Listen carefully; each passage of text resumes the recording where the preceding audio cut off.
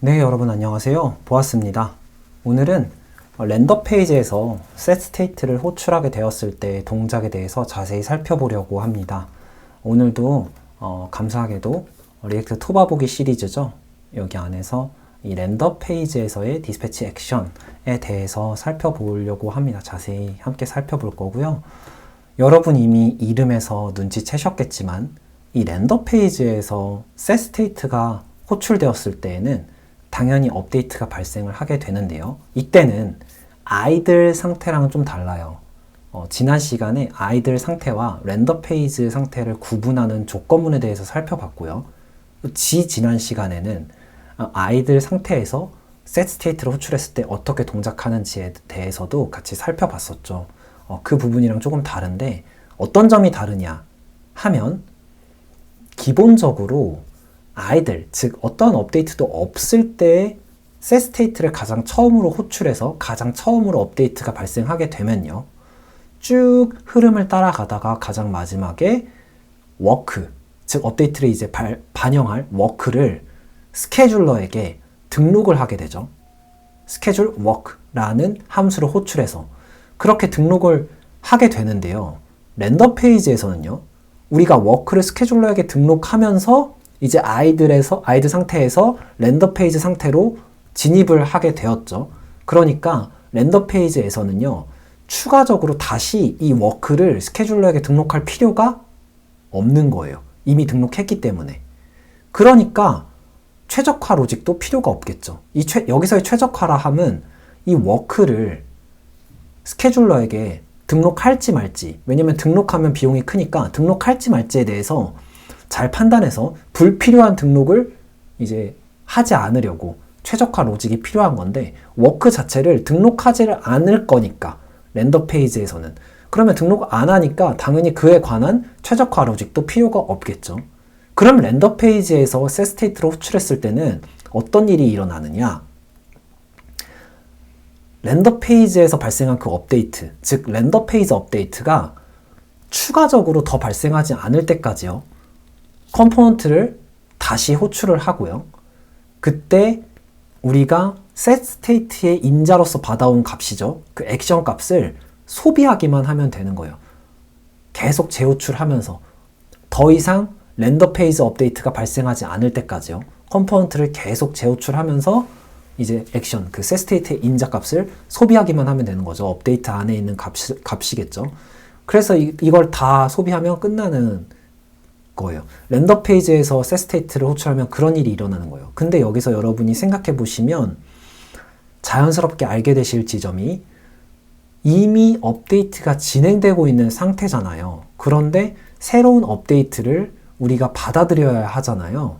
그러면 기존에 진행되고 있는 업데이트를 어디다가 잠시 임시로 저장을 해두어야겠죠. 그렇기 때문에 그 저장할 공간이 필요하고요. 그리고 나서 우리는 이제 최종적으로 우리가 소비해야 될 업데이트부터 이 업데이트를 소비를 하는 과정이 있겠죠. 그리고 마지막으로 업데이트를 소비하는 과정에서 다시 업데이트가 발생하게 됐을 때는 어떤 일이 벌어질지 이런 큰 흐름을 가지고 오늘 쭉 진행을 해보려고 합니다. 렌더 페이지에서 업데이트를 저장을 해야 하는데 저장해야 하는 이유에 대해서는 방금 잠깐 설명드렸죠. 계속적으로 추가적인 업데이트가 발생을 할 텐데 이 발생하는 업데이트들에 대해서 소비하기 전에 새로운 업데이트가 발생해 버리니까 그러면 새로 발생해버린 그 업데이트를 이제 소비하기 위해서는 이전 것까지 다 착실하게 잘 소비하기 위해서는 이전 것들을 임시 저장소에 저장해 둘 필요가 있는 거죠.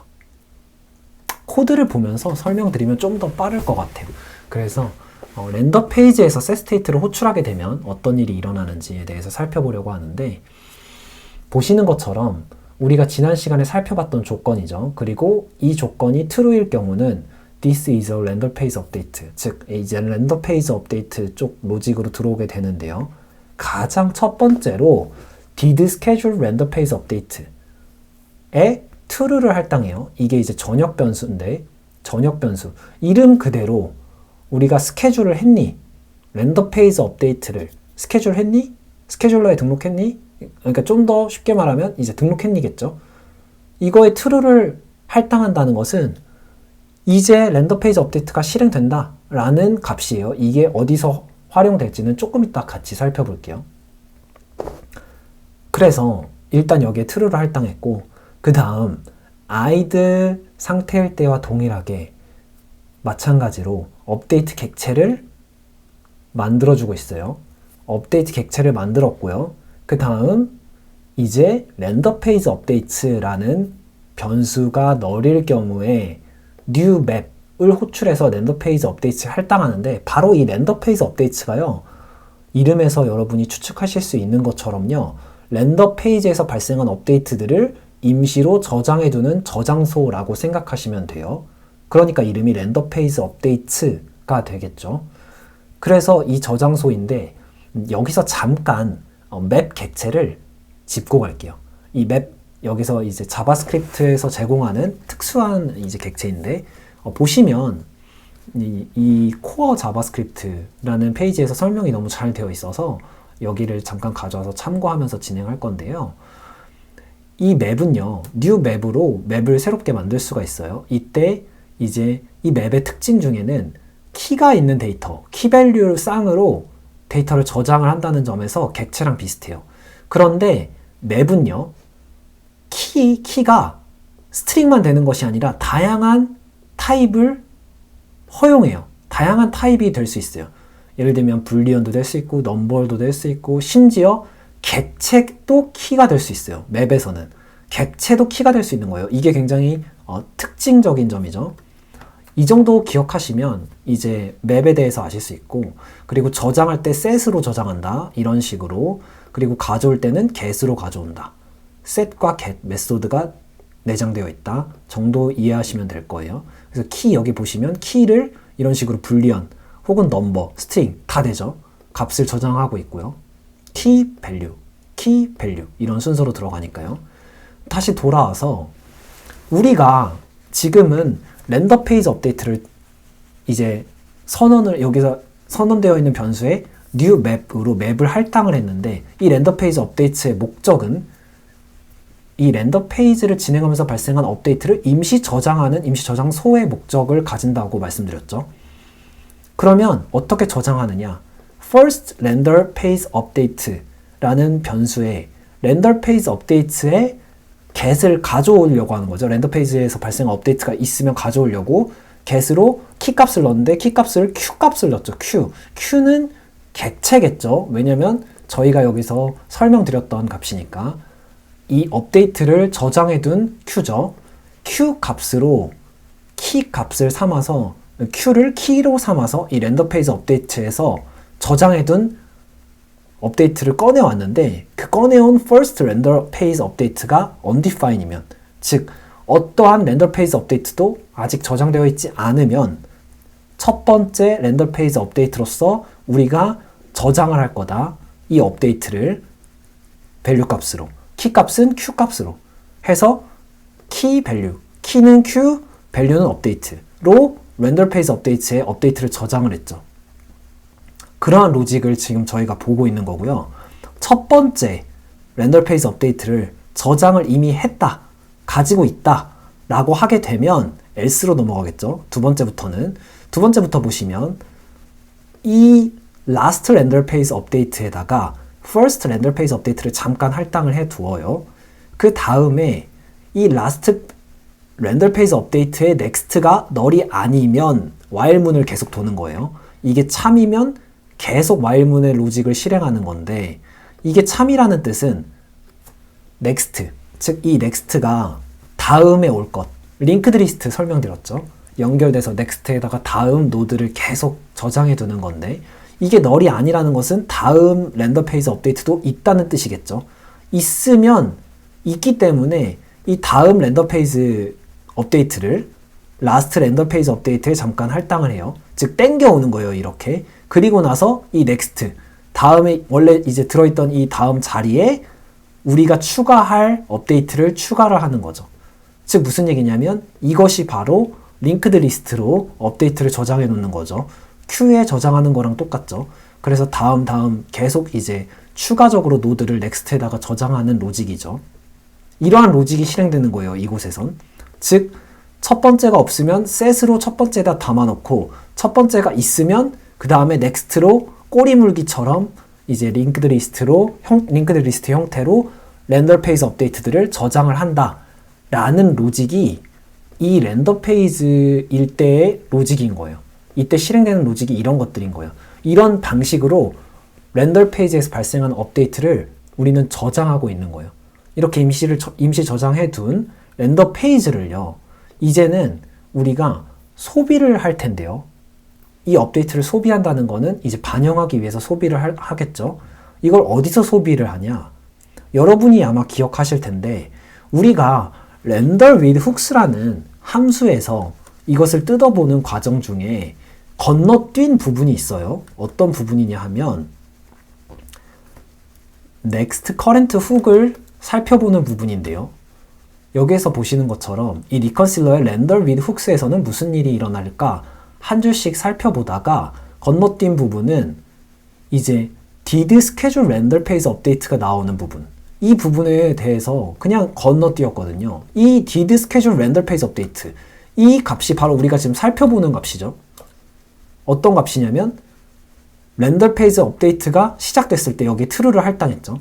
그래서 코드로 다시 돌아가서 보면요, 렌더 페이지 저장해 두었던 걸 어떻게 소비하느냐 보게 되면 보시는 것처럼 이 부분이 이제 render with hooks라는 함수고요. 쭉 내려가서 보시면 did schedule render page update가 만약에 true게 되면 이제 들어오게 되는데, true니까 이 값이, 즉 렌더 페이지 업데이트가 지금 시작됐구나 라는 것을 알려주는 거고요. 그때 어떤 일이 벌어지냐면 다시 이걸 false로 바꾸죠. 다시 들어오지 않도록 false로 바꿔놓고 그 다음 진행하는 것은 number of re-renders라고 해서, 제가 렌더의 의미에 대해서 다시 한번 짚고 넘어갔어요. 렌더라는 것은 컴포넌트를 이제 호출하고 그것이 리턴해서 이제 자바스크립트 파이버 객체, 이 컴포넌트 객체를 만들어내는 것, 그거를 렌더라고 부르자라고 짚고 넘어갔는데, 그 렌더, 그것이 다시 발생하는 리렌더의 숫자를 number of re-renders라는 변수에 저장하고 있는 중인 거겠죠. 그래서 거기에 플러스 1을 해줬죠. 왜냐하면 지금 한번 쭉 업데이트가 진행되고 있다가 다시 한번 렌더 페이지에서 업데이트가 발생한 형태이기 때문에 이 number of re-renders를 플러스 1을 해준 거죠. 네, 여기까지 따라오셨으면 그 다음에는 이제 이 업데이트를 소비하기 위해서 필요한 변수들이 있어요. next current hook이라든지 next work in progress hook이라든지 current hook, work in progress hook, 이런 애들을 조금 업데이트를 소비할 수 있는 값들로 초기화를 해주거나 할당해주고 있는 것이죠. 보시면 너를 다 할당해주고 있는 것들을 볼 수 있고요. 그리고 또 first work in progress hook이나 current.memoized state 등을 할당하고 있는 걸 보실 수 있어요. 이런 값들로서 업데이트를 소비하기 위해서 필요한 이 변수들의 값을 지금 다 할당해주고 있는 거죠. 이렇게 정리를 하고 난 다음에요, 보시면 children에서 다시 컴포넌트를 재호출하고 있는 걸 보실 수 있어요. 컴포넌트를 재호출한 것을, 결과값을 children에 할당하고 있는데, 이때 이 컴포넌트를 재호출하게 되면은 컴포넌트를 재호출하는 즉시 위의 과정이 쭉 다시 반복될 가능성이 있는 거예요. 왜냐하면 컴포넌트를 재호출했을 때, 그때 제가 설명해 드렸던 것처럼 지난 시간에 컴포넌트를 재호출하게 되면 재호출하는 과정에서 setState가 다시 호출할 수 있잖아요. 리턴하기 전에 다시 한번 호출이 되면요, 이런 경우죠. 리턴하기 전에 setState가 다시 호출이 되면 이 컴포넌트가 또 다시 호출이 되는 거죠. 그러면 위 과정을 다시 반복하는 거예요. 위 과정이라 함은 아까 이 dispatch 액션부터 다시 호출이 되는 거겠죠. 그렇겠죠? 왜냐면 setState가 dispatch 액션이니까. 그러면 이 과정들이 호출될 때 렌더 페이지 업데이트니까 다시, 왜냐면 리턴하기 전에 다시 setState를 호출한 거니까 또 이런 과정들이, 즉 did schedule render page update가 다시 true가 되는 거예요. 여기까지 이해되셨죠? did schedule render page update가 다시 true가 되면은 이것에 대해서 이 값이 true가 되었기 때문에 다시 또 render with hooks에서 이 while, 즉 이 did schedule render page update가 true인 동안엔 계속 do, 이걸 계속해라 라는 뜻이기 때문에 다시 또 위 과정을 반복해요. 위 과정이라 함은 render page, did schedule render page update에 false를 할당하는 과정, 그리고 나서 number of re-renders에 다시 더하기 1을 하는 로직이 실행이 되고요. 이제 변수들을 쭉 다시 정리를 해준 다음에 또 컴포넌트를 호출하는 거죠.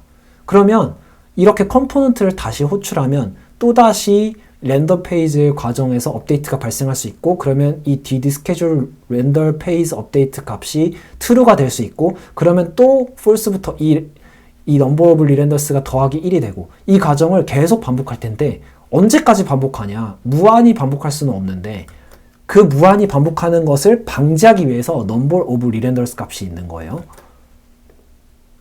그래서 이 값이 어디에서 사용되어 있느냐 보시면 처음엔 0이 할당되어 있고 계속 플러스 1이 되는 거죠. 컴포넌트가 재호출되고 그 컴포넌트 재호출된 로직 가운데에 set state가 다시 호출되면 또 number of re-renders에 플러스 1이 되는 거죠. 계속 플러스 1이 되다가 언제까지 플러스 1이 되냐 보시면 이 number of re-renders가요, re-render limit이라는 것보다 작을 때는 이 re-render limit까지 계속 호출이 되는 거예요. 그럼 re-render limit이 있는데 re-render limit이 얼마인지 보면요,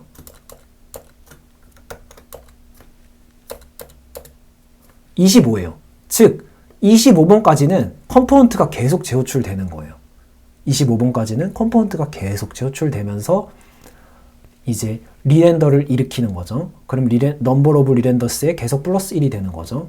그렇게 돼가지고 이 number of re-renders가 25가 되면은 이러한 에러를 만나게 되는 거예요. 저희가 방금 본 것처럼 too many re-renders, React limits the number of re-render to prevent, 이런 에러를 만나게 되는 거예요. 리밋을 넘어버리면.